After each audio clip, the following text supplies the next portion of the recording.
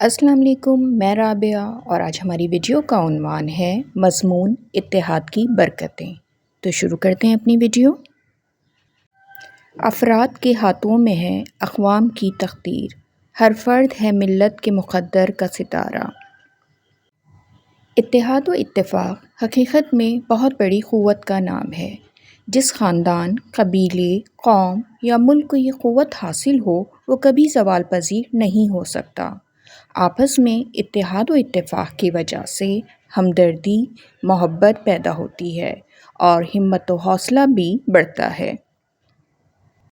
بحیثیت قوم، قبیلہ، برادری، اگر ان میں فکری اور عملی اتحاد اور یکجہتی ہے تو وہ ترقی کے راستے پر گامزن رہیں گے، ورنہ پستی اور تنزلی ان کا مقدر ہوگی۔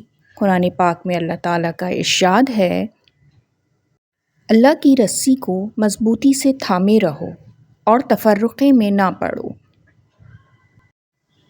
علامہ اقبال نے اسی بات کو اس انداز سے کہا ہے، فرد قائم ربط ملت سے ہے تنہا کچھ نہیں، موج ہے دریا میں اور بیرون دریا کچھ نہیں۔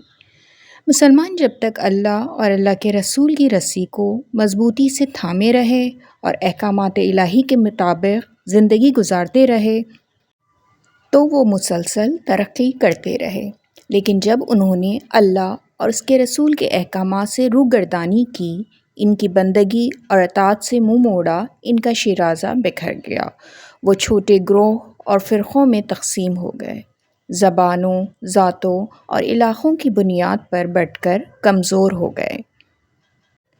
مسلمان قوم اگر حقیقت میں ترقی کرنا چاہتی ہے تو پوری دنیا کے مسلمانوں کو دوسروں کا منہ تکنے اور ان کے راستے پر چلنے کی ضرورت نہیں۔ ہماری قومی ترقی کا راز مذہب کی پیروی میں پوشیدہ ہے۔ اسلام بھائی چارے اور اخوت کا درس دیتا ہے۔ ہمیں اپنے تمام چھوٹے بڑے اختلافات، لڑائی جھگڑے بھلا کر ایک دوسرے کے ساتھ محبت، ہمدردی اور جذبہ ایثار کے ساتھ پیش آنا چاہیے۔ اپنے دل و دماغ میں اپنے وطن سے محبت اور تمام ہم وطنوں کے لیے عزت و تعظیم ہونی چاہیے۔ آج کے لیے اتنا ہی، میری نیکسٹ ویڈیو تک اپنا بہت خیال رکھیے گا، پھر ملتے ہیں، اللہ حافظ۔